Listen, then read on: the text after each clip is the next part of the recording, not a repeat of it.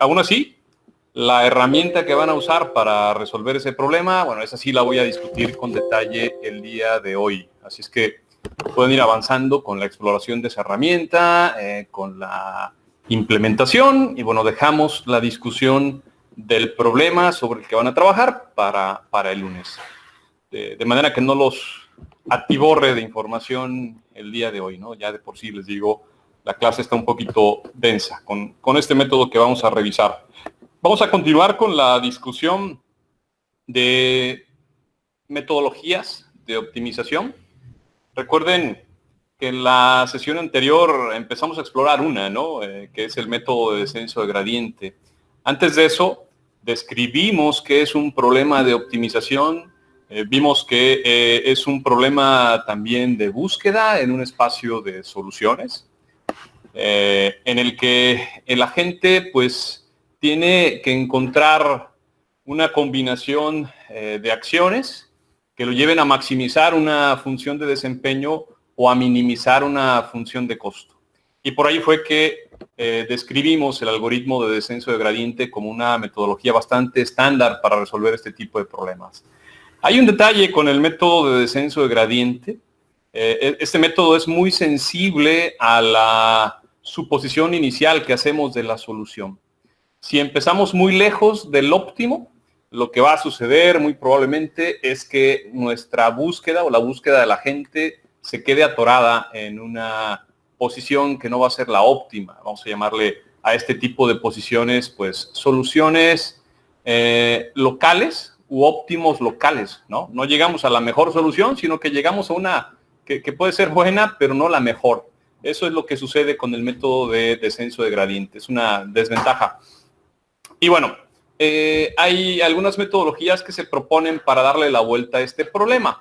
Una de ellas son los algoritmos evolutivos, en particular los algoritmos genéticos, que son los que les voy a describir el día de hoy. Entonces, voy a presentarles la pantalla para describir la idea que hay de estos algoritmos genéticos. Vamos a ver cómo sale la clase del día de hoy. Las ideas son muy interesantes. No son de verdad complicadas, pero sí es información nueva y bueno, habrá que entenderla, habrá que discutirla de forma completa el día de hoy. Aquí está esta gráfica que me va a permitir describirles rápidamente el problema que se tienen con los algoritmos, perdón, no con los algoritmos genéticos, sino más bien con el método de descenso de gradiente, ¿no? Recuerden que planteamos el problema de optimización de esta forma. Tenemos una función, aquí está marcada como f de x, que toma un conjunto de valores, tal vez n valores, y mide el desempeño de la gente, o puede ser una función de costo, ¿no? Ya vimos que cualquiera de las dos opciones es válida cuando planteamos problemas de optimización. En este caso está planteado como una función de costo. Y buscamos encontrar la combinación de valores de las variables x que minimicen esta función de costo. Entonces aquí tenemos esta grafiquita que hemos usado como referencia, la superficie de la función de Rastriging para dos variables. Y vemos que está llena de máximos y de mínimos, ¿no? Estos puntos, estas montañas, pues nos llevan a un máximo, y estos valles nos llevan a un mínimo. Eso está lleno de máximos y de mínimos. Si queremos minimizar la función de costo, les comentaba en la clase anterior, el mínimo se encuentra en el centro de este dominio, en el origen, de hecho, en la posición 0,0, pero tenemos un montón de óptimos locales que serían estos vallecitos azules. Si sobre este problema aplicamos el método de descenso de gradiente, que bueno, lo van a hacer en la siguiente tarea, e inician demasiado lejos del óptimo global, de la mejor solución que está en 0,0, es muy probable que el método de descenso de gradiente se atore en uno de estos óptimos locales o mínimos locales, ¿no? Cuando llegue a uno de ellos, pues cuando pregunte por el gradiente se desvanece ahí en estos puntos y entonces no hay información para que el agente continúe con la búsqueda. Ya no puede pasarse en el gradiente porque el gradiente ya se desvaneció y lo dejó por ahí ubicado en una posición que no es la mejor. Entonces no resolvemos el problema de forma óptima. La gran desventaja con el método de descenso de gradiente es que utiliza únicamente información local. O sea, la capacidad de censar de la gente es limitada, ¿no? Se reduce a una vecindad generalmente muy pequeña de la posición actual de la gente. Entonces, habrá que buscar alguna estrategia que nos permita explorar con mayor amplitud el espacio de soluciones, el espacio de búsqueda. Y esa es la idea de los algoritmos evolutivos. Podríamos decir que el algoritmo de descenso de gradiente es un algoritmo local, mientras que estos algoritmos evolutivos son algoritmos globales que hacen una exploración amplia del espacio de búsqueda. La idea detrás de los algoritmos evolutivos es la de imitar el proceso de evolución de las especies. Vamos a encontrar dentro de este conjunto de algoritmos varios representantes. El más antiguo son los algoritmos genéticos. Estos algoritmos se propusieron allá por 1970 y algo en los Estados Unidos por un investigador que se llamaba John Holland. Al mismo tiempo, en Europa se propusieron algoritmos similares con la misma idea, ¿no? La de imitar la evolución de las especies. Esto fue en Alemania por el investigador Hans Paul Scheffel, quien diseñó un tipo de algoritmo evolutivo que se llama estrategias evolutivas. No son algoritmos evolutivos, se llama estrategias evolutivas. Y bueno, a la gente le ha resultado muy sencillo, muy fácil hacer cambios a estas propuestas que iniciaron, les digo, ya hace alrededor de 50 años. Y de ahí han salido muchas más propuestas, entonces el conjunto de algoritmos evolutivos se ha extendido muchísimo, pero para mi gusto estos son los dos representantes principales: algoritmos genéticos, estrategias evolutivas, y tal vez podríamos remarcar una metodología más, que es la evolución diferencial, que da resultados bastante buenos. Entonces, esta estrategia hay que remarcarla por el éxito que tiene cuando se aplica. Pero bueno, serían para mí los tres representantes de algoritmos evolutivos que habría que destacar. Los dos primeros, las dos propuestas pioneras, una en Estados Unidos y otra contemporánea en Europa, que son los algoritmos genéticos y las estrategias evolutivas, y la evolución diferencial por la calidad, por el éxito que se obtiene cuando se aplica en problemas de diferentes contextos. Voy a describir generalidades de los algoritmos evolutivos, porque les decía, en general trabajan bajo el mismo principio, lo repito, imitan el proceso de evolución de las especies, ¿no? Así es que voy a describir de forma general lo que hay detrás de estos algoritmos y después me voy a enfocar de manera particular en los algoritmos genéticos. Los algoritmos evolutivos parten de generar un conjunto de soluciones, pueden pensar que son agentes, que se distribuyen aleatoriamente en el espacio de búsqueda. Si regreso a esta grafiquita de la función de rastrillín, les comentaba que el descenso de gradiente pues coloca un agente en este espacio y dejamos que la gente se mueva en el espacio buscando la solución, tomando siempre como referencia la información del gradiente, ¿no? Bueno, pues los algoritmos evolutivos, en lugar de usar un solo agente, pues van a explorar el espacio de una forma más completa, colocando muchos agentes en el espacio de búsqueda. Pues vamos a llamar a ese grupito inicial de agentes, le vamos a llamar la población inicial. Y por cierto, se utiliza el término agente, aunque está mal empleado, porque estos agentes no tienen la capacidad de censar el entorno y de tomar decisiones, ¿no?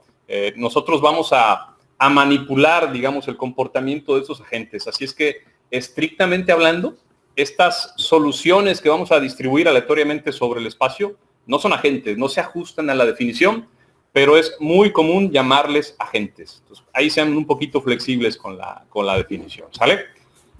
Ok. A cada solución, a cada puntito que distribuimos sobre el espacio, pues le vamos a llamar también individuo. Y bueno, al conjunto completo, pues ya se imaginarán, se le llama población. La idea es que esta población evolucione aplicando algo que vamos a llamar operadores genéticos y que la evolución de esa población los lleve eventualmente al óptimo global. Pero bueno, esto lo representaremos o lo discutiremos un poquito más adelante. Por ahorita déjenme continuar con la discusión de la población inicial. Miren, esta grafiquita que tengo aquí es una gráfica que se llama curvas de nivel de la función de Rastrigin. Aquí tenemos las curvas de nivel de la función de Rastrigin. ¿Cómo se construye esta gráfica? A ver, vamos a regresar otra vez a la superficie esta de la función de Rastrigin. Imagínense que toman planos, por ahorita vamos a pensar en uno solo, aunque vamos a repetir esto muchas veces. Vamos a pensar en un solo plano que lo vamos a ubicar horizontalmente a una altura, por ejemplo, de 10 unidades. Aquí está, z igual a 10. Aquí colocamos un plano y este plano va a cortar a la superficie de Rastrigin. Ya se imaginarán que la intersección entre el plano y la superficie de Rastrigin va a estar compuesta por un conjunto de curvas. A esas curvas les vamos a llamar curvas de nivel y serían curvas de nivel asociadas a la altura 10.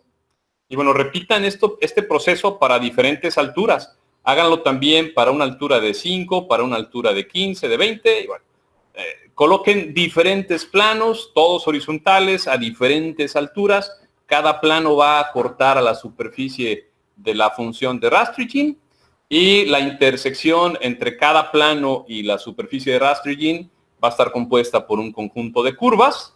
Esas curvas proyéctenlas al plano XY, ¿no? A una altura de 0. Y con eso formamos la curva, el conjunto de curvas de nivel, la gráfica de curvas de nivel que tenemos aquí. Vean, por ejemplo, las curvas de nivel para una cierta altura, que no puedo leer aquí muy bien, están representadas con colores. Por ejemplo, estas son curvas de nivel para cierta altura, las que están con rojo. Hay otras que tienen color azul. Todas representan curvas de nivel a una misma altura. Y bueno, hay otras verdes, hay otras negras, amarillas, etcétera, etcétera. Vean cómo interpretamos esta grafiquita. Los valles, los puntos más bajos, son estos que están con colores fríos, ¿no? Con azul, amarillo. Y los puntos más altos, las crestas, están marcadas con colores más cálidos, el amarillo, por ejemplo. Aquí hay una cresta, acá hay otra cresta, y bueno, la posición más baja en este conjunto de curvas de nivel estaría justo aquí en el centro, ¿no? Este es el punto al que quisiéramos llegar. Esta es la solución que queremos descubrir. Entonces, esto nos permite, pues, visualizar la superficie o tener una idea de la superficie, pero ahora en una proyección en 2 dimensiones, ¿no? Quitamos una dimensión y nos damos una idea de la superficie. Y bueno, vemos en este espacio, pues, la distribución de los individuos, ¿no? De nuestra población inicial, que son estos puntitos marcados con color azul. Hay algunos que se ubicaron muy bien, ¿no? Por ejemplo, este quedó muy cerca de la solución óptima. Hay otros que quedaron muy lejos. Lo que hicimos simplemente fue distribuir en el espacio de búsqueda a un conjunto de posibles soluciones, que llamamos aquí individuos, y quisiéramos que estos individuos evolucionaran, que fueran cambiando su plan hasta que eventualmente converjan al óptimo global. ¿Okay? Esa es la idea detrás de los algoritmos evolutivos. Y la forma en la que van a evolucionar esos individuos, la forma en la que va a estar modificándose la situación, es a través de la aplicación iterativa de algo que vamos a llamar operadores genéticos. Digo, esto lo estamos sacando de la evolución de las especies, ¿no? Está inspirado en eso. Así es que los operadores genéticos que tenemos para modificar a la población son la cruza. Este operador genético lo que hace es intercambiar la información de los individuos para generar nuevos individuos. Con eso se realiza una exploración más amplia del espacio de búsqueda, del espacio de soluciones. Otro operador genético que también está inspirado en la evolución de las especies es el operador de mutación. Aquí lo que queremos hacer es aplicar pequeñas perturbaciones a la información de cada individuo, también buscando explorar aquí con un poquito más de detenimiento, de detalle, el espacio de búsqueda. Son cambios pequeños en general, ¿no? Los que se obtienen con la mutación, a diferencia de lo que se obtiene con la cruza, que aquí sí los cambios en la población pueden ser importantes. Y por último, el último operador genético, pues es la selección. O sea, con la cruza y la mutación generamos nuevos individuos, o sea, nuevas soluciones. Y una vez que tenemos una buena cantidad de individuos, habrá que seleccionar a los que son mejores. Esto es el principio de la supervivencia del más apto, ¿no? Entonces, aplicamos de forma iterativa estos operadores, generamos nuevos individuos, o sea, la población crece y después nos quedamos únicamente con los mejores, con las mejores soluciones, los mejores individuos. Es muy fácil la idea que hay detrás de estos algoritmos evolutivos y bueno, esta advertencia que pongo al final, lo que esperamos es que al final la población converja hacia la solución óptima. Lo marcaba aquí, ¿no? Esta es la población inicial distribuida aleatoriamente sobre el espacio de búsqueda. Cuando apliquemos los operadores genéticos, vamos a generar nuevos individuos en otras posiciones y la población debe converger hacia esta posición, ¿no? A la solución óptima del problema. Ahí está, justamente. La distribución inicial marcada con puntitos azules y después de muchas iteraciones en las que aplicamos los operadores genéticos, pues esa población ha convergido a la solución óptima que se puede ver aquí con estos puntos marcados en verde. Ok. Ahora, hablemos en particular de los algoritmos genéticos. Todos los algoritmos evolutivos, les comentaba, siguen los principios que ya les describí. Los algoritmos genéticos, pues, tienen sus particularidades. Primero, ¿cómo vamos a representar a las soluciones? ¿Cómo vamos a representar a los individuos de la población? Pues lo vamos a hacer a través de una cadena de bits. Aquí, por ejemplo, imagínense que tenemos n variables, x1, x2, hasta xn. Cada variable va a estar representada por una cadena de bits de cierta longitud. Aquí, por ejemplo, la primera variable la representamos con este primer bit que se concatena con este. Y bueno, concatenamos m1 bits para construir la información de esta variable. Lo mismo hacemos con la segunda. También es una cadena de bits, posiblemente de una longitud diferente a la que tenemos aquí en la primera. Y continuamos, aplicamos lo mismo para cada una de las variables. Cada variable queda representada aquí como una cadena de bits. Bueno, ese es el individuo. Una cadena grande, grande, grande de bits en donde está representada la información de cada variable. Pueden pensar en esta cadena de bits como la información, como si fuera la información genética del individuo. Aquí nada más especificamos, ¿no? Cada valorcito que hay en esta cadena es un valor binario, puede ser 0 o puede ser 1. Y bueno, podemos pasar de la representación binaria del individuo a una representación real, una representación decimal. Y es muy fácil. A ver, vamos a pensar, por ejemplo, en una variable en particular. Aquí está marcada como la variable iésima, puede ser cualquiera. Tomamos la cadena de bits, la convertimos a decimal y bueno, pues después nada más multiplicamos por el valor mínimo que puede tener la variable, el valor máximo, perdón, que puede tener la variable, menos el valor mínimo entre 2 a la m menos 1. Fíjense que este es el máximo valor que podemos representar aquí en esta cadena de bits. Tenemos m bits. Y esto, bueno, hay que sumarle el valor mínimo de la variable. Piénsenlo de esta forma. Imagínense o piensen en una variable, la iésima variable. Nosotros por experiencia podemos establecer un valor mínimo para esa variable y un valor máximo. O sea, la variable puede tomar valores, por ejemplo, entre 0 y 1, ¿no? Eso posiblemente lo sepamos. En el problema que van a trabajar esta variable podrían ser ángulos de rotación y bueno, a lo mejor los ángulos van de menos pi cuartos a pi cuartos, ¿no? Entonces hay una cota para esa variable. Conocemos sin mucho esfuerzo el valor mínimo que puede tomar esa variable y el valor máximo que puede tomar también esa variable. La representamos con m bits y sabemos que con estos m bits podemos representar valores en decimal que van desde el 0 hasta 2 a la m menos 1. Entonces imagínense, cuando aquí tenemos puros ceros, la representación decimal obviamente es 0, se elimina todo este término y esa cadena de bits se va a mapear al valor mínimo de la variable, ¿no? Al contrario, en el otro extremo, cuando tengamos únicamente unos en la cadena de bits, pues el valor decimal que estamos representando es 2 a la m menos 1. Este valor decimal se va a eliminar con este denominador.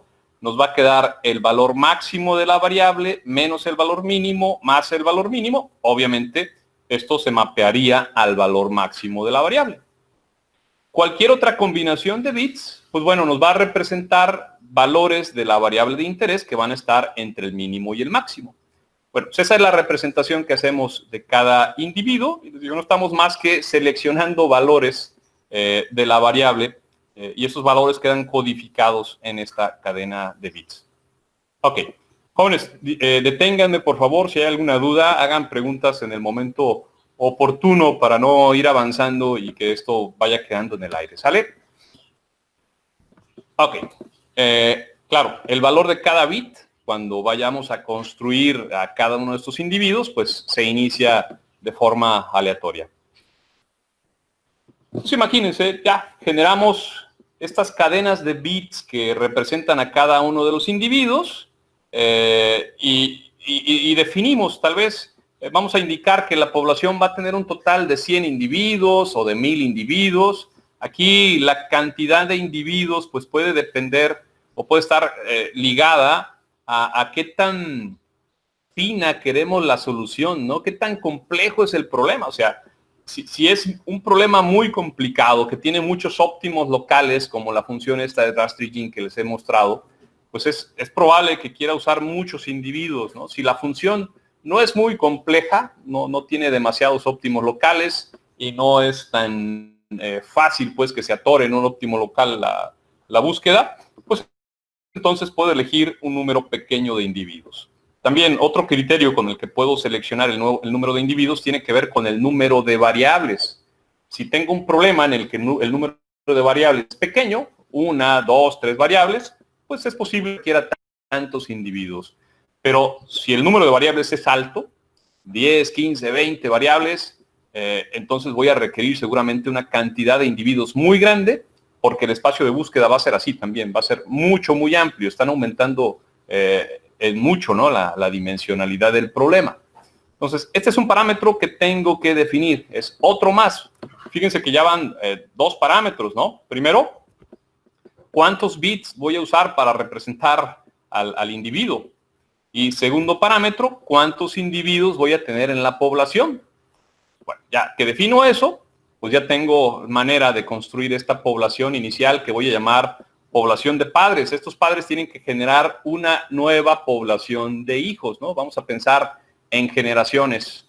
Una generación de padres permite construir una nueva generación de hijos con la aplicación de la cruza y la mutación.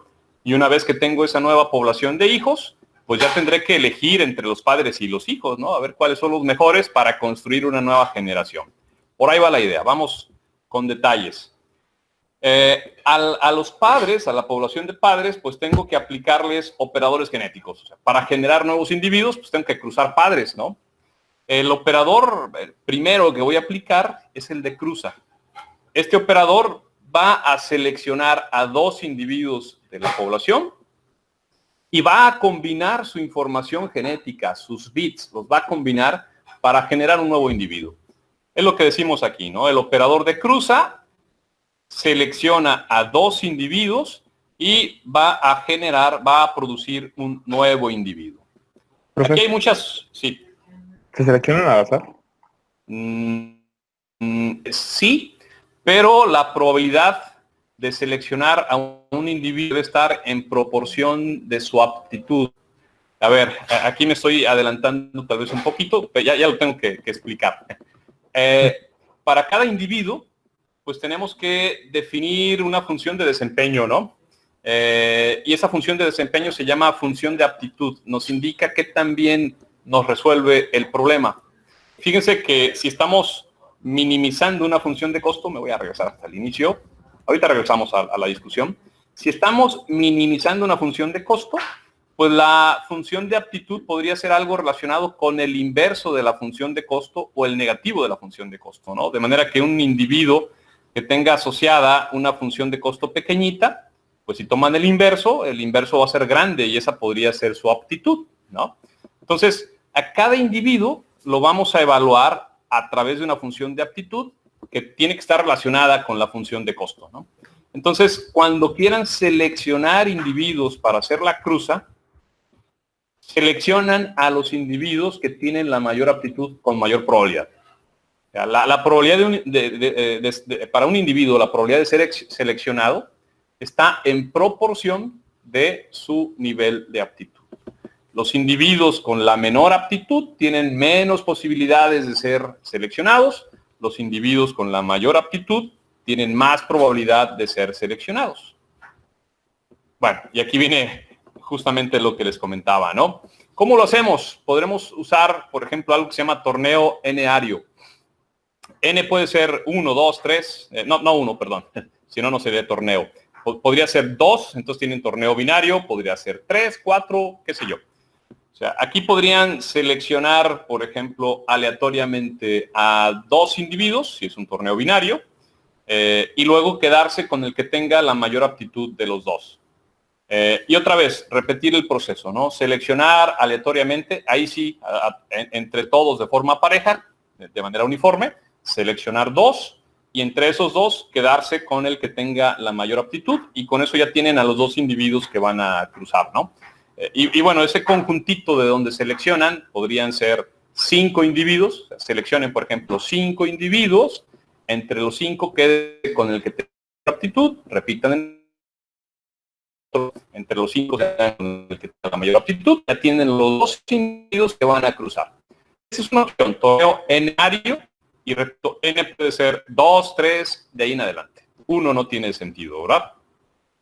Ruleta, que esto es tal vez lo que describe mejor lo que les trato, ¿no? La ruleta, imagínense que formamos una ruleta en donde cada individuo es un sector circular de esa ruleta y la anchura en ángulos, pues aquí la magnitud la medimos en ángulo, la anchura de cada sector circular está dada por la aptitud.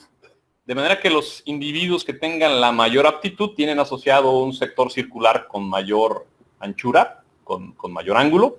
Los que tienen la menor aptitud, pues tienen seleccionado un sector circular con un ángulo pequeñito, ¿no? Aquí una gráfica nos podría ayudar. Pero representa lo que les decía hace rato. Con la ruleta vamos a seleccionar con mayor probabilidad a los individuos con la mayor aptitud, menor probabilidad los que tengan menor aptitud.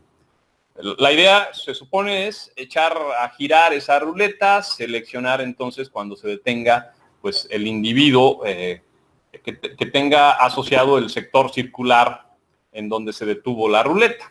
Bueno, les digo, no es más que seleccionar individuos con una probabilidad proporcional a su aptitud. Entonces, una vez que seleccionan los 2 individuos, ya sea por medio de torneos o girando 2 veces esta ruleta, los van a cruzar con cierta probabilidad. Aquí miren, esta probabilidad, PC, es la probabilidad de cruzar. Ya seleccionaron 2 individuos. Todavía no está definido que se tengan que cruzar. ¿Sí? Profe, otra ¿Sí? pregunta. ¿Los individuos tienen que ser del mismo padre? ¿Perdón? ¿Los individuos tienen que ser del mismo padre? No. No. ¿Son de No. padres? No, o sea, tienes ahorita una población de N padres, ¿sale? Ajá. De ahí vas a seleccionar aleatoriamente 2.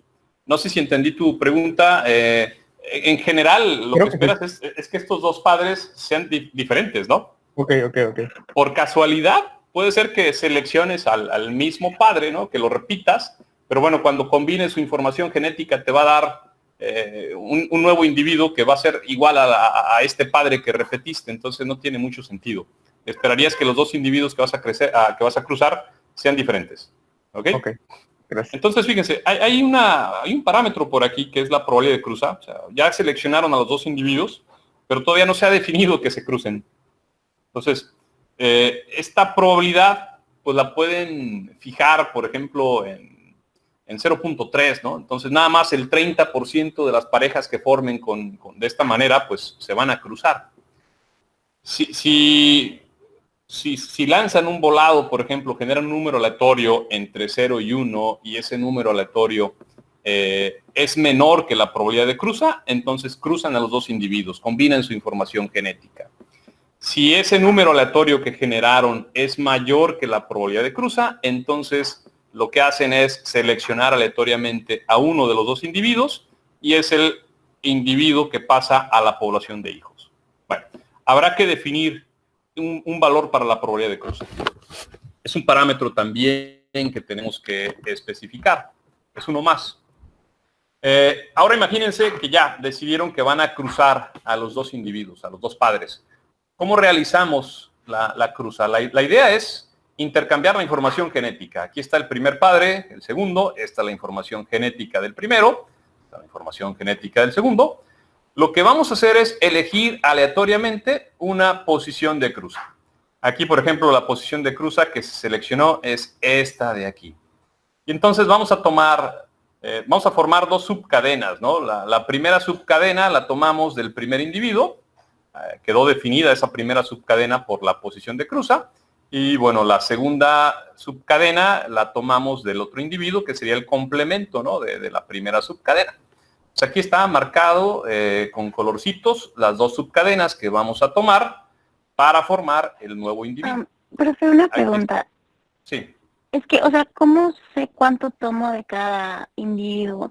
Por ejemplo, el primero pues se tomó bastante, ¿no? Y en el segundo se tomó solo 4. Sí. ¿Así se tiene que hacer o es aleatorio o cómo es Aquí está, que mira. termina? Aleatoriamente. Ah, ok. Aleatoriamente seleccionamos una posición de cruza, ¿no? Pudo haber sido... ¿Y tiene que ser igual para todas las cruzas o es No. todas? En cada ocasión seleccionas aleatoriamente una posición. Puede ser la primera posición, ¿no? Entonces hubieras tomado el 0 nada más del primer individuo y bueno, el resto desde este 0 hasta acá del segundo individuo. Eliges aleatoriamente. Claro, buscando que por lo menos tomes un bit del primer individuo y por lo menos también tomes un bit del segundo individuo para que la cruza tenga sentido, ¿no? O sea, el 0, pues no lo tomes como posición de cruza y tampoco la parte final, ¿no? Ok, entonces sí, aleatoriamente eligen la posición de cruza y forman dos subcadenas, dividen entonces a los individuos en esas dos subcadenas, toman la primera subcadena del primero, la segunda subcadena del segundo, las combinan, tienen entonces un nuevo individuo, que bueno, podríamos pensar que forma parte ya de la población de hijos, ¿no? Acuérdense que hasta ahorita estamos tomando como referencia a la población de padres y estamos construyendo la población de hijos. Ahora, este hijo pues no es definitivo. Se está intercambiando la información genética, pero en la realidad, o sea, en la evolución de las especies, es posible que haya mutaciones, ¿no? Este operador de mutación también se toma en los algoritmos genéticos, es parte de los algoritmos genéticos. Déjenme describirlo ahora. Bueno, aquí nada más dice que este proceso se repite n veces para generar una población de hijos que tenga el mismo tamaño de la población de padres. Y bueno, ahora sí, la mutación. ¿Qué hace la mutación? Toma un individuo y va a aplicarle pequeñas perturbaciones en la información genética para modificarlo, ¿no? Toma un individuo y construye un nuevo individuo a partir de estas pequeñas perturbaciones aleatorias. Lo que hacemos es ir recorriendo, fíjense, cada bit de cada individuo y en cada bit lanzamos un volado. Hay una probabilidad de mutación que también tenemos que definir, que en general es muy pequeñita, es chiquita, Y bueno, si el número aleatorio que generamos con este volado, cuando hablo de volado es generar un número aleatorio entre 0 y 1, ¿no? En una distribución uniforme, si este número es menor a la probabilidad de mutación, que les digo en general va a ser pequeñita, pues entonces cambiamos el valor del bit. Si es 0 lo convertimos en 1, si es 1 lo convertimos en 0. Y bueno, al tener una probabilidad de mutación pequeñita, pues la mayoría de los bits no se van a cambiar, van a ser pocos, ¿no? Van a estar definidos por esta probabilidad de mutación. Por ejemplo, si toman como probabilidad de mutación el punto 0,1, es un 1%, ¿no? Van a mutar o van a cambiar en promedio solamente el 1% de los bits. Y bueno, con eso pues generamos una pequeña, generamos pequeñas perturbaciones en la población de hijos y bueno, pueden pensar que esto nos lleva a una nueva población, ¿no? Aquí está marcada con dos primas, ¿sí? Humberto pregunta, ¿qué pasa si la nueva cadena generada es igual a una cadena de un individuo que ya existe? No, no pasa nada. No pasa nada, no nos preocupamos por eso. Eso es frecuente, ¿eh? Eso es común, no pasa nada. O sea, en general vamos a construir nuevos individuos, pero desde luego la aleatoriedad podría llevarnos a tener individuos que ya están en la población. O sea, no pasa nada, eso es frecuente. De verdad estemos construyendo individuos nuevos que nos permitan explorar el espacio con mayor probabilidad, con mayor amplitud, pues de llegar al óptimo. Es común que aparezcan individuos que ya están ahí en la población, que no están aportando información nueva, pero este fenómeno es poco frecuente, no pasa nada. Entonces, fíjense, al final... Sí. Perdón. Entonces quiere decir que si se vuelven a ocupar, por ejemplo, aleatoriamente se vuelven a elegir los mismos padres y ya crearon un individuo, pero en este caso al hacer la cadena nueva, se elige aleatoriamente otros bits y crean un, no sé si ya estoy explicando, que otra cadena nueva, no pasa nada. No pasa nada. No pasa nada. Okay, okay. No, la idea es generar nuevos individuos. Y bueno, si tú tomas dos individuos, dos padres, y te generan un hijo con este proceso de cruza y mutación, y por cuestiones del azar vuelves a elegir a los mismos padres y te generan, lo más probable va a ser un individuo diferente al que ya generaron antes, bueno, obviamente ahí las cosas van bien, ¿no? Vas a terminar construyendo dos nuevos puntos ubicados en posiciones diferentes. Esto te permite explorar el espacio de búsqueda y bueno, ese es el caso deseado, ¿no?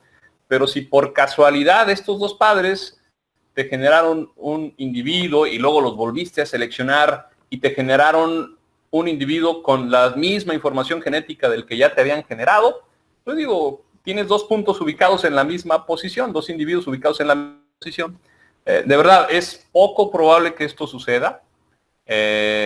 Sucede pocas veces, sé que sucede, o sea, lo van a ver, va a suceder, pero no tiene mayor impacto en el desempeño del algoritmo. No se preocupen por eso.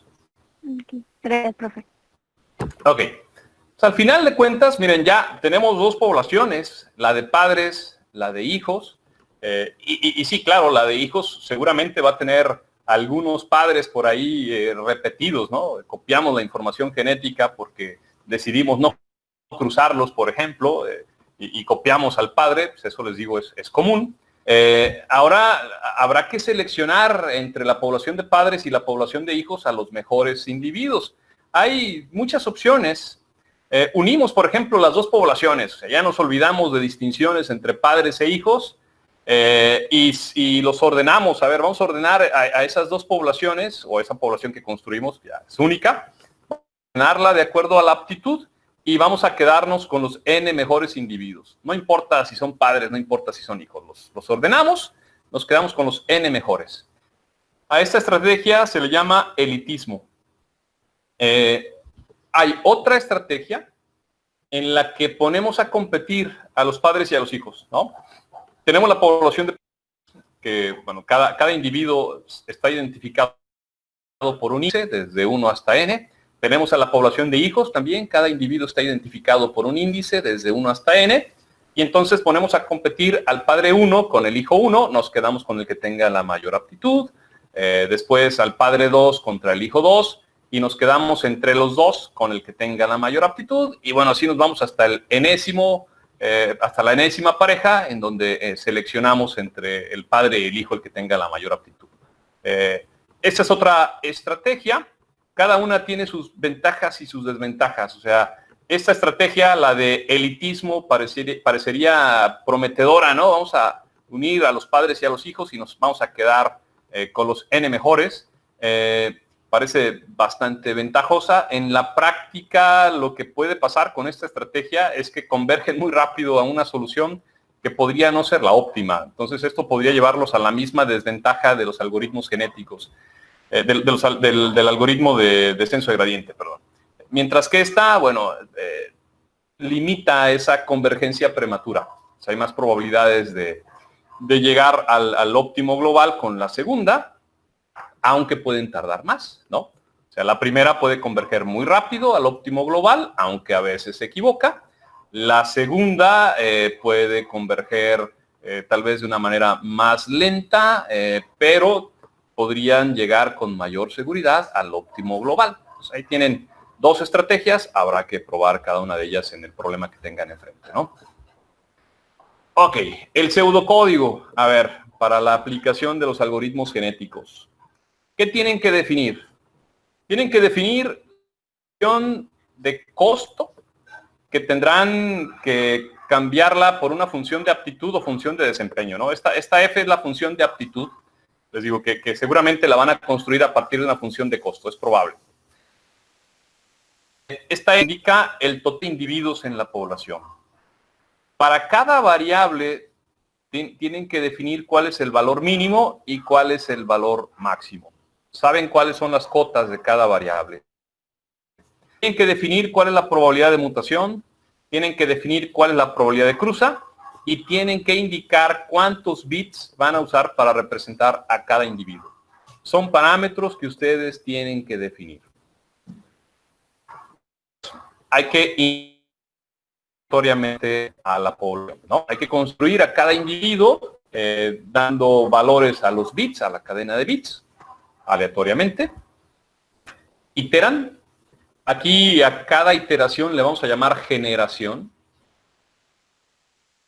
Un parámetro que falta aquí es el total de generaciones. Ustedes tienen que definir cuántas iteraciones van a darle al algoritmo. Entonces, aquí está el parámetro justamente, el número máximo de iteraciones o el número máximo de generaciones. Van a cruzar entonces a la población de padres en cada iteración. Van a mutar a la población que obtuvieron de la cruza, que es la población de hijos. Y una vez que tienen a la de hijos, unen padres con los hijos o los ponen a competir y seleccionan a la nueva generación. Va a ser la generación de padres de la siguiente iteración. Y bueno, ahí está.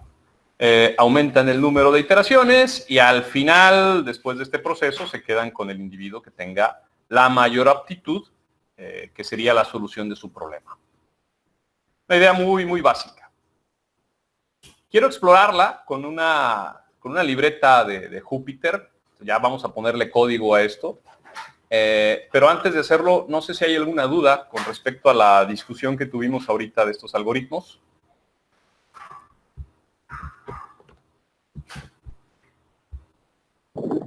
Creo que no. Ok, entonces, si no hay dudas, a ver, vamos a explorar con más detalle la estrategia mediante una libretita de Jupyter. Bueno, esta está disponible en Schoology. Déjenme reiniciar las celdas, el kernel y limpiar las celdas más bien. A ver, bueno, aquí para explorar, pues ya utilizo algunas librerías que conocen, ¿no? NumPy, Matplotlib. Bueno, esto ya lo discutimos. Quiero nada más agregarle código a esto, como les decía. Vamos a explorar la implementación de los algoritmos genéticos. Quedamos que vamos a construir una población de individuos. Cada individuo se representa mediante una cadena de valores binarios, una cadena de bits. Por ejemplo, que hay una representación, una codificación de algún individuo. Por ahorita, para simplificar las cosas, vamos a pensar que tenemos una sola variable, ¿no? Entonces, hay L bits para representar a cada uno de los individuos. Aquí elegimos L igual a 7, ¿no? Conocemos la función de aptitud que nos va a permitir medir qué tan bueno es cada individuo para resolver nuestro problema. Y bueno, quiero remarcar, en general lo que vamos a tener es una función de costo que vamos a tener que transformar a una función de aptitud. Un poquito más adelante les doy un ejemplo de cómo transformar alguna función de costo en función de aptitud.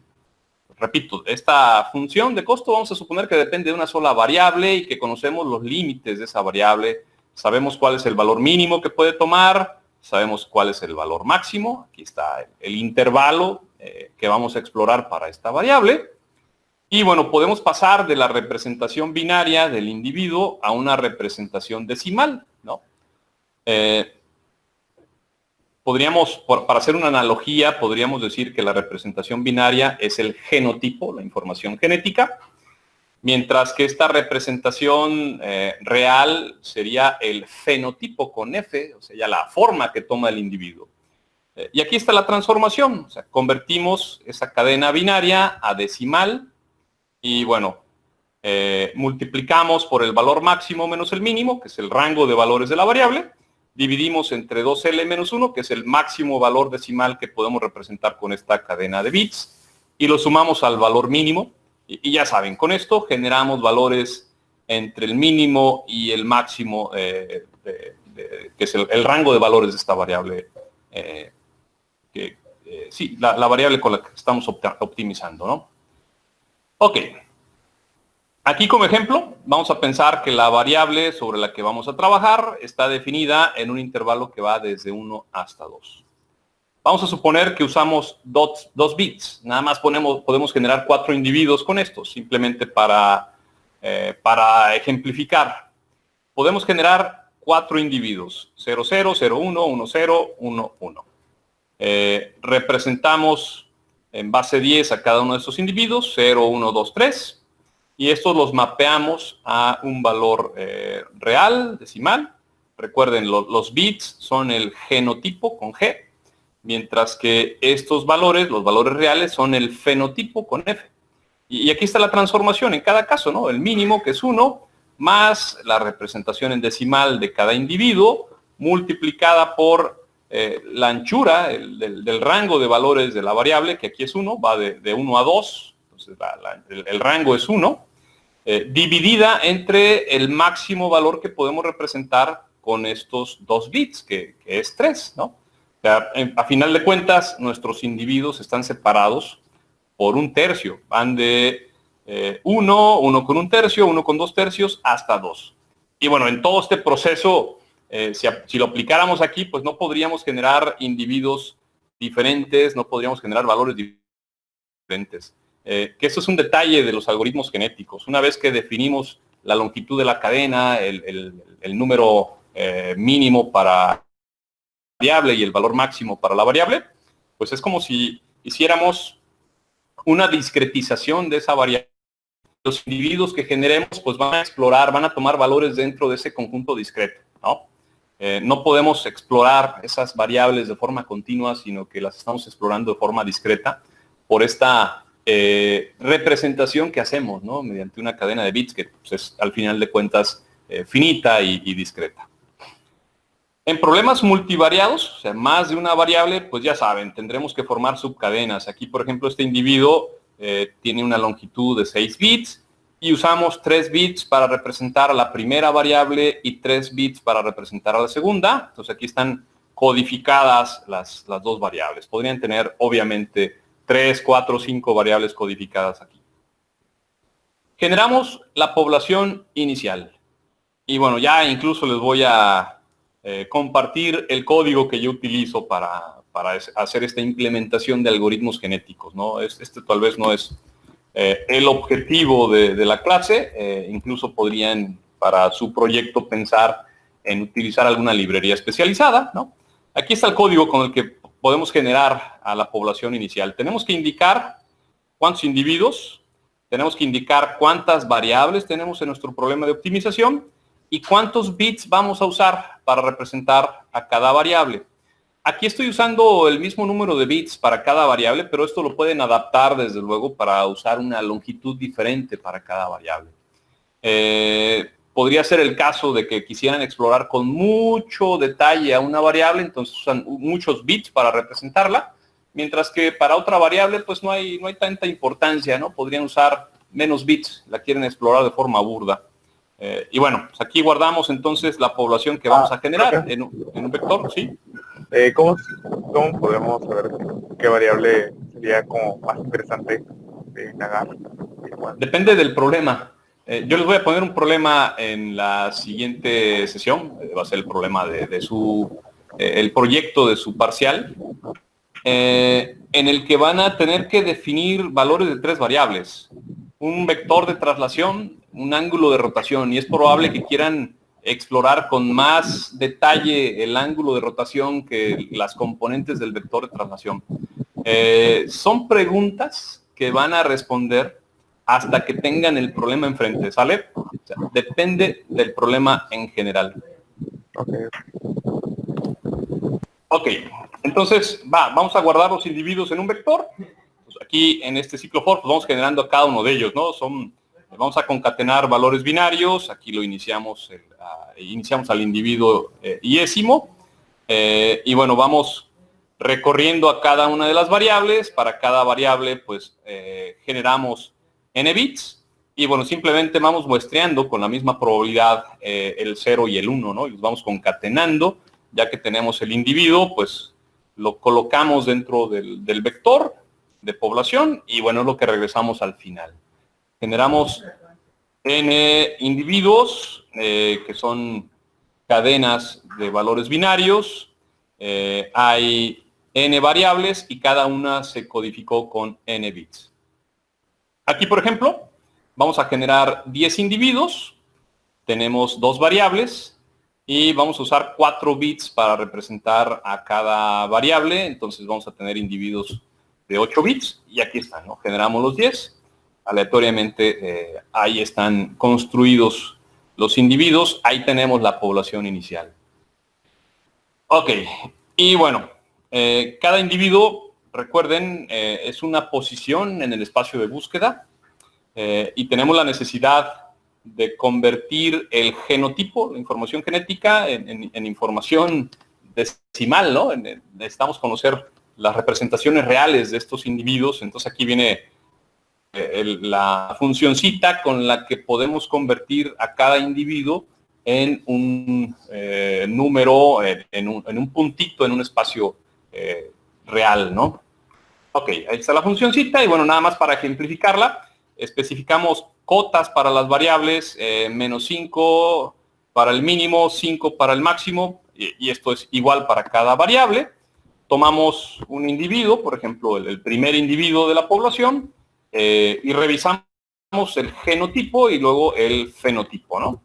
Aquí está. Entonces, esta cadena de bits se convierte en un valor, en un puntito en el espacio R2, en el plano cartesiano, en pocas palabras, que tendría esta posición, menos 1.66 para la primera variable y menos 5 para la segunda. Está bastante claro, ¿no? La segunda son puros ceros. Y bueno, ahí está. Esta funcióncita entonces nos va a permitir pasar de representación binaria a la representación real. Bueno, aquí por ahí hay unas funcioncitas que nos van a permitir graficar a esta población, diferentes poblaciones en el espacio de búsqueda. Voy a tomar como ejemplo la función de rastrillín, aquí está. Y bueno, vamos a colocar una grafiquita con la ubicación de la población inicial, son curvas de nivel. Ya expliqué cómo se construyen estas curvas de nivel. Y aquí está la población inicial, ¿no? Son individuos distribuidos sobre el espacio de búsqueda. Y bueno, habrá que aplicar a estos individuos los operadores genéticos, la cruza, la mutación, la selección. Habrá que hacerlo esto en iteraciones para que esta población converja al óptimo global que está justo aquí en esta posición. Antes de eso, pues tenemos que definir la función. nosotros queremos minimizar esta función de costo, ¿no? La función de Rastringim. Pero la aptitud debe ser una medida de desempeño, ¿no? Debe ser pequeña para un mal individuo, debe ser para un buen individuo. Entonces, no podemos usar la función de costo aquí. Una posibilidad que tenemos para la función de aptitud, muchísimo, o sea, si tenemos una función y queremos convertirla en función de aptitud, pues tomen esto, les comentaba hace rato, el inverso de la función de aptitud, de la función de costo. El problema si toman el inverso, o sea, si toman 1 en 3, pues es que f puede ser 0, ¿no? Entonces, para evitar este tipo de cosas, pues dividan entre 1 más, aquí un escalamiento en función de costo. Obviamente, esto funciona si la función de costo siempre es positiva, ¿no? Si es negativa y a veces positiva, bueno, aquí habría que hacer una corrección seguramente, pero como en nuestro caso la función de costo siempre es positiva, funciona sin problema. Fíjense que aquí un individuo que tenga asociada una función de costo pequeñita va a tener una aptitud grande, mientras que si la función de costo para ese individuo es grande, pues la aptitud va a ser pequeñita. Alfa, pues es un parámetro que nos va a permitir calibrar esta función de aptitud, o otro parámetro más, ¿no? Con el que tendremos que jugar. Bueno, para este ejemplo, pues aquí está programada la función de aptitud. Toma esta función, la codificación binaria de un individuo, la convierte a codificación real, evalúa la función de costo y simplemente regresa el inverso de esa función de costo, bueno, y aquí con el denominador, ¿no? 1 más, en este caso, alfa la estamos tomando como un décimo. Ok, entonces tomamos esa función y evaluamos la función de aptitud de la población que tenemos actualmente. Entonces a cada individuo de nuestra población pues le asociamos una aptitud y aquí si revisamos rápidamente parece que el mejor individuo, el que tiene la mayor aptitud es este de aquí, ¿no? Es el que nos resuelve de la mejor manera nuestro problema de optimización. Bueno, obviamente la población inicial habrá que dejarla evolucionar para que converja a la solución del problema. Y aquí, bueno, esta funcioncita evalúa la función de aptitud sobre cada individuo. No hay mucho misterio sobre ella, ¿no? Ok, y después de esto, pues ya tenemos los elementos para pensar en los operadores genéticos. La cruza, que la acabamos de discutir, la mutación y la selección. Entonces ya no me voy a meter en detalle con esto. Aquí está la implementación. Tenemos 2 individuos.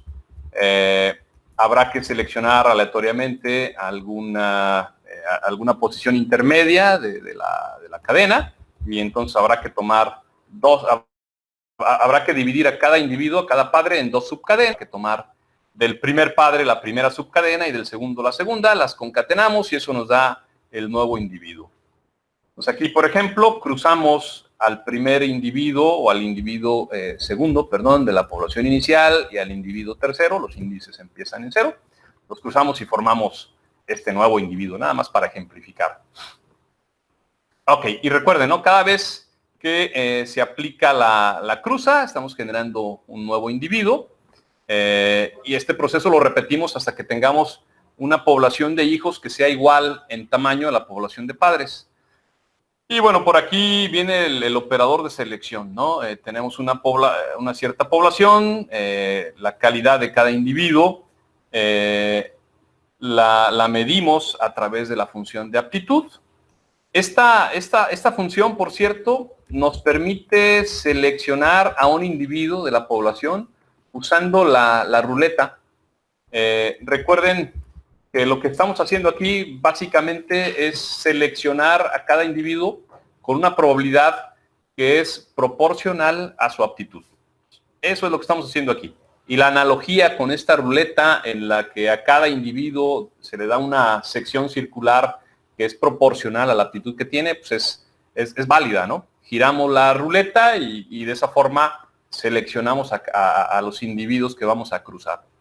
Esta estrategia, entonces, la utilizamos para aplicar el operador de cruza.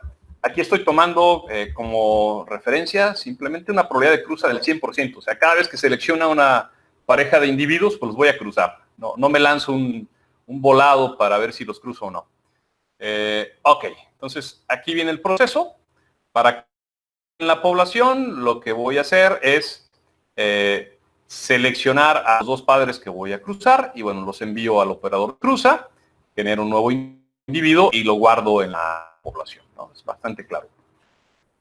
Y por ejemplo, pues aplico el operador de cruza sobre la población inicial y grafico, o sea, no solamente imprimo a la población de hijos que estoy generando con esto, sino que imprimo a las dos poblaciones. Con un color que ya se me olvidó cuál es, identificamos a la población inicial, vamos a revisar acá cuál es, ¿no? A ver, son los, creo, son los rojos, ¿no? Con rojo están los padres y los puntitos azules son los hijos que hemos construido aplicando el operador de cruza sobre los padres. Y aquí el trabajo no está terminado, ¿no? Todavía tendríamos que aplicar la mutación sobre la población de hijos.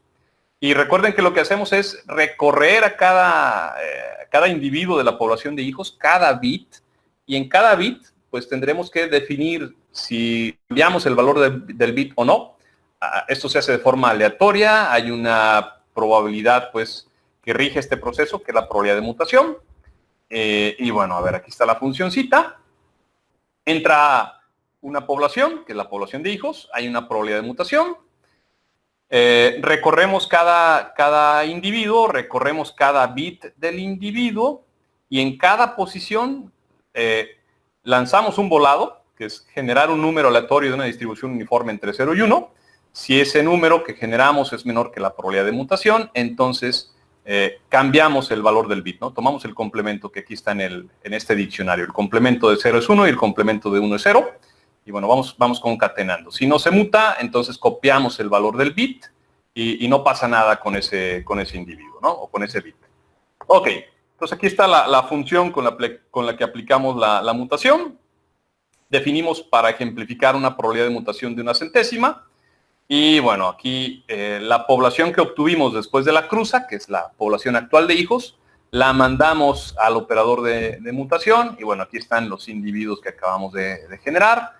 Vamos a graficar las tres poblaciones, la población de padres, la población que obtuvimos después de la cruza y la población que se obtiene después de la mutación, a ver si hay alguna diferencia, ¿no? Vean, la de padres, pues son los puntitos rojos, la de hijos después de la cruza, pues son los puntitos verdes, y la de mutación, pues por aquí nada más hay uno que cambió, ¿no? De los verdes, que es este azul. Ok, ahí está entonces. Están descritos los tres operadores, cruza, mutación, y el que nos falta es selección, ¿verdad? No lo he descrito, perdón. Ahí va. Hay dos poblaciones sobre las cuales tenemos que elegir a los mejores individuos. Aquí están. Población 1, que puede ser la población de padres, población 2, que es la de hijos, posiblemente. Aquí viene la aptitud de los individuos de la primera población. Aquí viene la aptitud de los individuos de la segunda población. Y entonces vamos recorriendo, aquí fíjense que estoy formando las parejas, ¿no? Entre padres e hijos. Para cada pareja, pues reviso cuál es el que tiene, el individuo que tiene la mayor aptitud y es el que selecciono para la siguiente población. Vamos, aquí está la funcioncita. Y bueno, aquí para visualizar, pues después de este proceso, estos serían los individuos que voy a pasar a la nueva generación. Ok, los que están con azul, por cierto. Los que están con rojo, pues se desechan, ¿no? Son padres que no fueron seleccionados.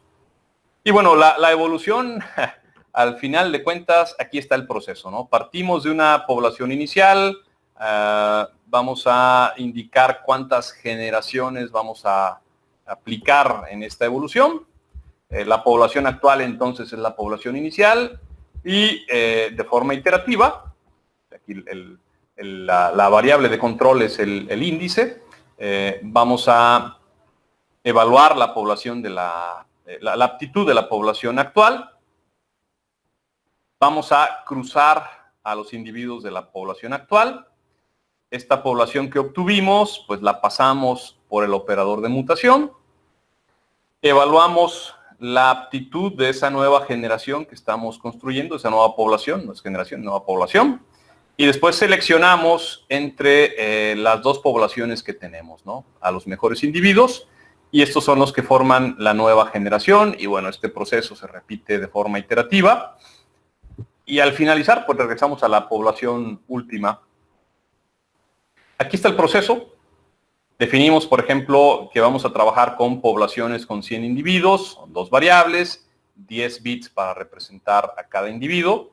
Aquí iniciamos la población, aquí están las cotas para las variables, definimos 100 generaciones y así hacemos que evolucione la población inicial y al final graficamos las dos poblaciones, la inicial y la que obtuvimos al final de las 100 generaciones, ¿no? Vamos a ver qué obtenemos con esto. Aquí tienen, la población inicial son estos puntitos marcados aquí con rojo. Después de 100 generaciones, esa población ha convergido al óptimo. Y bueno, les digo, si comparamos esto con el método de descenso de gradiente, pues es muy probable que si aplicamos el método de descenso de gradiente, iniciamos en cierta posición, bueno, pues el algoritmo va a converger a uno de estos puntitos, ¿no? A un óptimo local. Va a ser muy complicado que usando descenso de gradiente lleguemos a este punto. Aunque iniciemos de forma aleatoria en diferentes posiciones, ¿no? Tendríamos que repetir este proceso muchísimas veces para que en alguna de esas ocasiones descenso de gradiente nos lleve a esta solución. En cambio, si usamos algoritmos genéticos, lo que hacemos es distribuir diferentes puntos en el espacio de búsqueda. Son individuos, les digo, no quiero llamarles agentes porque no están censando y no están tomando decisiones, no están haciendo eso. Nosotros manipulamos todo a través de este proceso. Estos puntitos, estos individuos, tienen información de la solución que vamos a ir intercambiando con los operadores genéticos y vamos a estar seleccionando los que más prometan llegar a la solución de nuestro problema, ¿no? Entonces, aplicamos este proceso que imita a la selección natural hasta que eventualmente la población converge a la solución óptima y les digo, en general con mucho más probabilidad que lo que tendrían con descenso de gradiente. Y bueno, creo que ya debe quedar claro por qué este tipo de algoritmos, a los algoritmos evolutivos se les llama algoritmos globales, hacen una exploración global del espacio de búsqueda, mientras que descenso de gradiente, pues es un ejemplo de un algoritmo local. Se limita a una vecindad muy pequeña, ¿no? Ok. Entonces, bueno, aquí creo que al final, pues, de todo este proceso imprimimos o reportamos como solución de nuestro problema la información que tengamos en el individuo con la mayor aptitud.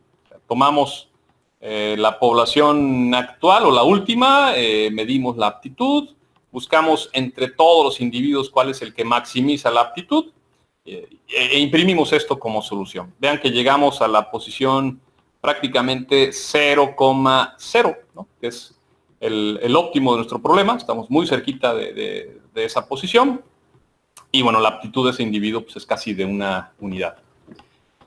Ok, jóvenes, ahí tienen entonces, ya con código, la implementación de estos algoritmos genéticos, que, bueno, son uno de los representantes de los algoritmos evolutivos.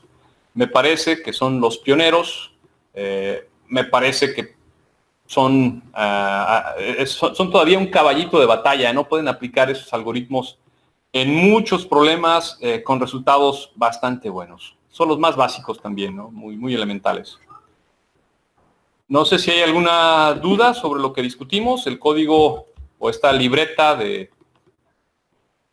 Jupyter ya está en Schoology. Pueden acceder a ella y revisarla con mayor detalle. ¿Alguna duda, jóvenes? Profe, tengo una duda, pero, ¿Sí? O sea, entonces, en sí, digamos que los algoritmos evolutivos son mucho, o bueno, te dan una mejor solución que los algoritmos que se basan a partir del descenso de gradiente. Entonces, ¿por qué para redes neuronales y deep learning sigue usando descenso de gradiente y no se ha usado o no es tan común usar algoritmos evolutivos para el entrenamiento de la red neuronal? Porque son más caros, Fernando. Ok. Porque los aplicas generalmente en problemas en donde ya probaste con los algoritmos de gradiente. O sea, el de descenso de gradiente es un representante, ¿no?, de los algoritmos basados en gradiente. O sea, podríamos pensar en muchos más. Hay métodos más sofisticados que el de descenso de gradiente, ¿no? Sí. Como estrategia, cuando te enfrentas a un problema de optimización, vas a preferir los problemas, los métodos basados en gradiente. Porque pues te resuelven el problema de manera eficiente, te resuelven el problema más rápido, te lo resuelven con mayor exactitud. Ahí no hay forma vamos, no le ves una desventaja pues a estos métodos basados en gradientes, excepto que en algunos problemas se van a atorar en una solución que no va a ser la óptima. Y es ahí en donde pues ya vale la pena que explores los algoritmos evolutivos. Okay. Son más caros, van a tardar más tiempo, van a consumir mayores recursos computacionales, pero te prometen llegar al óptimo con mayor probabilidad. Por ejemplo, en mi tesis de maestría, yo exploré la aplicación de un tipo especial de algoritmos evolutivos, que son las estrategias evolutivas. Yo apliqué la versión europea en el alineamiento de imágenes, que es el proyectito que les voy a dejar para este parcial. O sea, lo que yo hice en mi tesis de maestría, ustedes lo van a hacer como proyecto de este parcial, así es que imagínense. Y resulta pues que para ese problema de alineamiento de imágenes, había aprendido pues en mis clases a aplicar métodos basados en gradiente. Y bueno, funcionaban muy bien cuando las imágenes o cuando los problemas de alineamiento de imágenes no eran muy complicados. Cuando las transformaciones que debía encontrar para alinear las dos imágenes eran pequeñas, o sea, una rotación de unos cuantos grados o una traslación de unos cuantos píxeles. Bueno, los métodos basados en gradiente me resolvían el problema rapidísimo y con una precisión increíble, ¿no? Buenísima. Pero cuando probaba problemas mucho más desafiantes, imágenes para las cuales tenía que encontrar un ángulo de rotación demasiado grande, o sea, imagínate que tomas una imagen y la volteas, la inviertes completamente, ¿no? Le aplicas un giro de 180 grados, pues ahí los métodos basados en gradiente se me atoraban y no me alineaban las imágenes. Pero cuando aplicaba algoritmos basados en cuestiones evolutivas, o sea, las estrategias evolutivas, pues con mucha probabilidad encontraba esa solución óptima. Y entonces, esto me permitía aplicar esta metodología en problemas muy desafiantes y bueno, los resultados que obtenía con algoritmos evolutivos eran muy buenos. Claro, digo, eran problemas desafiantes, ¿no? Problemas muy, muy complicados. También te costaba más. O sea, si resolvías el problema con algoritmos basados en gradiente en unos cuantos milisegundos, pues es probable que con estrategias evolutivas tuvieras que esperar 1 segundo, 2 segundos o 3 segundos, ¿no? Era obviamente mucho más rápido resolverlo con algoritmos basados en gradiente. Pero te digo, o sea, te vas a enfrentar a problemas en los que los métodos basados en gradiente pues no te funcionan. Se quedan cortos, se atoran, donde te conviene empezar a explorar estos algoritmos. Pero repito, como estrategia, primero búscate un método basado en gradiente, por eso primero revisamos ese método y lo vas a aplicar en redes neuronales, etcétera, etcétera. Si ese método no te funciona porque tu problema es muy desafiante, bueno, entonces ya mete la caballería, ¿no? La artillería pesada, que son estos métodos evolutivos. Sí, porque sí he visto que, o sea, hay varios métodos que mejoran muchísimo más el descenso de gradiente, incluso hay unos que lidian precisamente con eso de los mínimos locales, pero me dio la duda de, o sea, si estos métodos si se llegaran a comparar en cuanto a, digo, entiendo que los evolutivos son por mucho más robustos, pero definitivamente por la cantidad de datos que se están generando, creo que al menos la memoria debería ser un consumo bastante voraz a diferencia de los métodos basados en gradientes. y todo también la parte de cómputo, porque pues también debe tardar más definitivamente cómo se procesa cada uno de los, vaya, todo el proceso de que en vez de tomar solo uno como un solo representante, que es lo que hacen los de gradiente. Por eso me dio la duda de si se comparaban o no. Sí. O sea, es un buen punto. Mira, en problemas de ingeniería, de diseño en ingeniería, te vas a encontrar muchas aplicaciones en las que los métodos basados en gradiente no tienen mucho éxito. Y estos algoritmos, pues, se aplican bastante bien, los evolutivos. Hay otro punto, fíjate. No todos los problemas de optimización tienen funciones de costo que sean derivables. Y si no se puede derivar la función de costo, pues bueno, ya no puedes evaluar gradientes, ¿no? Ya te amolaste, pues. Podríamos pensar en ejemplos, ¿no? Con funciones que tengan la forma de escalones, en donde pues, no puedes evaluar derivadas porque hay discontinuidades. Ahí este tipo de algoritmos, los evolutivos, se aplican con mucho éxito. Y bueno, te podría poner ejemplos. Hace como 20 años, cuando yo trabajaba con el alineamiento de imágenes, pues como que hubo una moda también para explorar la aplicación de estos algoritmos de optimización, o sea, los evolutivos, en otros problemas de ingeniería, y entonces había gente que diseñaba circuitos electrónicos con algoritmos evolutivos, había gente que diseñaba lentes para telescopios, para microscopios, para cuestiones ópticas, también con algoritmos evolutivos. Había gente que diseñaba elementos estructurales para edificios, ¿no? Columnas, vigas, todo esto también con algoritmos evolutivos. Y bueno, fue un boom. Y hubo muchas tesis, seguramente, con características como la mía en ese tiempo, de gente que tomaba algoritmos evolutivos y los aplicaba en problemas de diseño en ingeniería, ¿no? Problemas de optimización para ingeniería. Eso fue algo que se hizo hace como 20 años, y les digo, esto ha terminado siendo ya parte de un parcial de una materia de inteligencia artificial en la Universidad del Caribe, ¿no? Esto va evolucionando rápidamente. Y bueno, también es de remarcar que ahora estas implementaciones de algoritmos evolutivos te las encuentras en un montón de softwares. Creo que incluso Excel ya tiene una librería que te permite aplicar algoritmos evolutivos para resolver problemitas. O sea, se ha convertido esto en algo cotidiano, pues. Ya no es un problema complejo, sino es algo que ya puedes usar como usuario común y corriente. Exactamente. Hace 20, 30 años, pues nos preocupábamos por mostrarle al mundo las virtudes, las bondades de esas técnicas. Creo que ya la gente entiende, pues, y ahora, pues, es algo bastante cotidiano, bastante común. Sus compañeros de la carrera de logística resuelven muchísimos problemas de optimización, ¿no? Ahí en la producción, en la manufactura, en la distribución de bienes y servicios, pues se plantean muchísimos problemas de optimización. A veces son muy desafiantes, y de ahí podemos sacar un montón de ejemplos de problemas en los que métodos basados en gradiente pues no funcionan, porque pues hay un montón de restricciones, hay un montón de elementos que no se pueden derivar. Y bueno, no queda de otra más que explorar algoritmos evolutivos. Y les comentaba al inicio también, hay muchísimas opciones, ¿eh?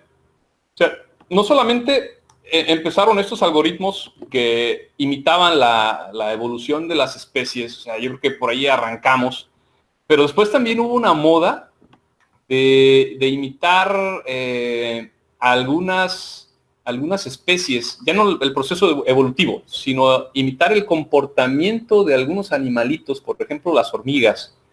Las hormigas siguen una estrategia bien bonita para buscar comida, ¿no? Se lanzan a hacer una exploración de su espacio alrededor del hormiguero, se distribuyen por ahí las hormiguitas y van dejando un rastro de feromonas. Y cuando alguna de ellas encuentra alimento, bueno, se va formando, por la manera en la que se comportan, se va formando un rastro que se empieza a hacer más fuerte cada vez. Y bueno, las hormiguitas, cuando identifican que hay un rastro que se empieza a fortalecer, pues lo siguen y llegan a la fuente de la comida, y y regresan al hormiguero, ¿no? Con su comidita. El comportamiento que siguen es bien interesante, bien bonito. Y entonces a alguien se le ocurrió imitarlo y aplicarlo también en la solución de problemas de optimización. No sé si conocen el problema del agente viajero. Yo creo que este problema es clásico, lo deben haber visto tal vez en matemáticas discretas. ¿Sí lo conocen? No. El problema del agente viajero, pues imagínense que tienen una serie de ciudades, un conjunto de ciudades. Piensen en algunas ciudades importantes de la República Mexicana, ¿no? El DF, Guadalajara, Monterrey, Tijuana, Cancún, Mérida. Y bueno, hay una persona que es un agente de ventas que tiene que recorrer cada una de estas ciudades sin repetir, ¿no? Pues tiene que diseñarse una ruta para recorrer todas las ciudades, pero quiere que esta ruta tenga el menor costo. O sea, o puede ser la longitud más pequeña si va a recorrer esto en automóvil, o puede ser, si lo va a hacer en avión, pues que el costo total en dinero de los boletos de avión sea el menor posible. Aquí el costo, bueno, lo podríamos definir de diferentes formas. Pues es un problema abierto, es un problema importante. Se plantea de esta forma, pero lo pueden aplicar en un montón de contextos, ¿no? Es como el problema de los puentes de Roma, no sé de dónde. O de los colores, más o menos es como eso. La coloración de grafos. Uh-huh. Sí. O sea, hay un montón de problemas pues con estas características. Y bueno, ahí no hay métodos basados en gradiente que lo puedan resolver de forma óptima. Es un problema abierto, de hecho. La cantidad o el tamaño del espacio de búsqueda es enorme, pues. Y ahí este algoritmo de optimización basado en colonias de hormigas ha dado resultados fenomenales. Entonces, bueno, ya alguien vio por ahí que imitar el comportamiento de las hormigas para resolver problemas de optimización daba buenos resultados. Y bueno, la gente empezó a ver, ¿no? Pues ahora vamos a imitar a las abejas, ahora vamos a imitar, y bueno, ya se pueden imaginar todas las opciones que tiene. La naturaleza nos brinda un montón de inspiración para esto. Pues si buscan en la literatura se van a encontrar un montón de propuestas en las que imitamos a la naturaleza para resolver problemas.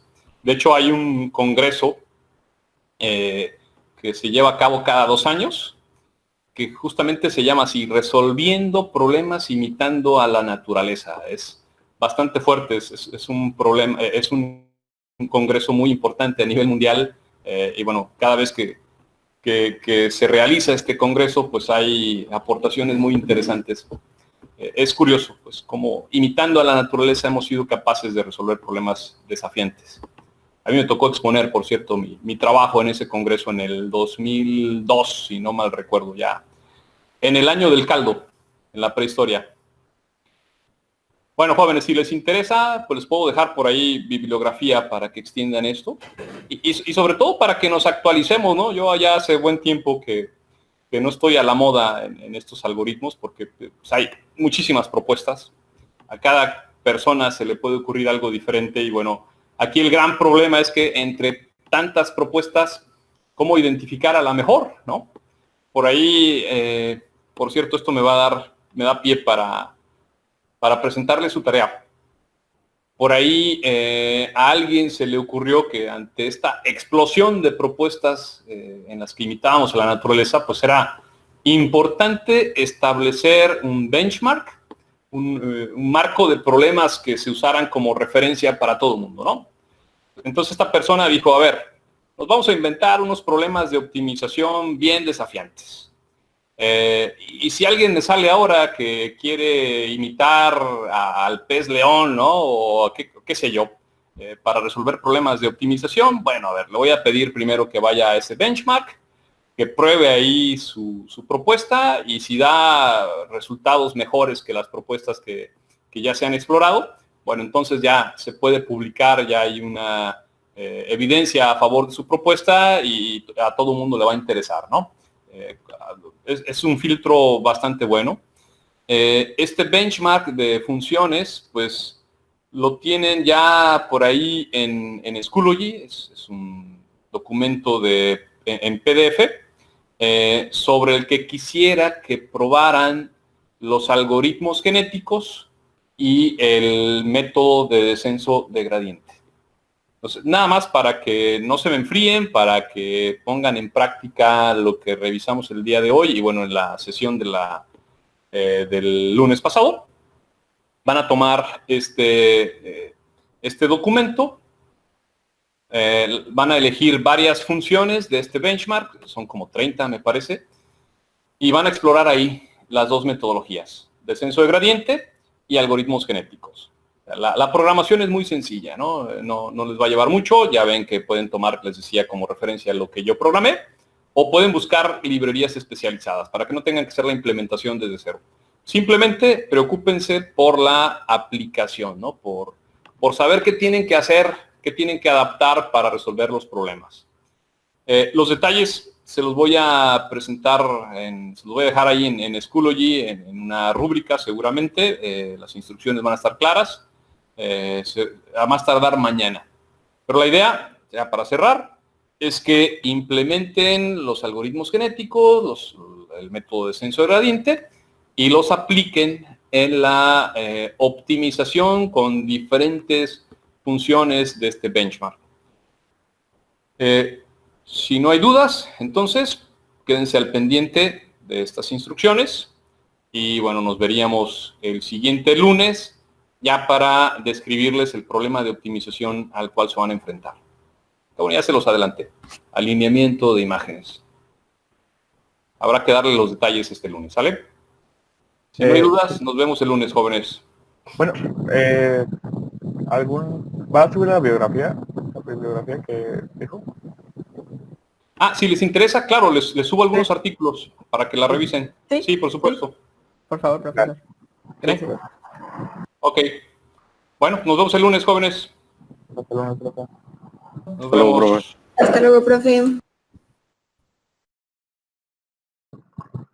Adiós, Jason. Adiós, Mario. Hasta luego. Te quiero mucho. Adiós, Mario. Adiós, Alan. Adiós, Jason. Adiós.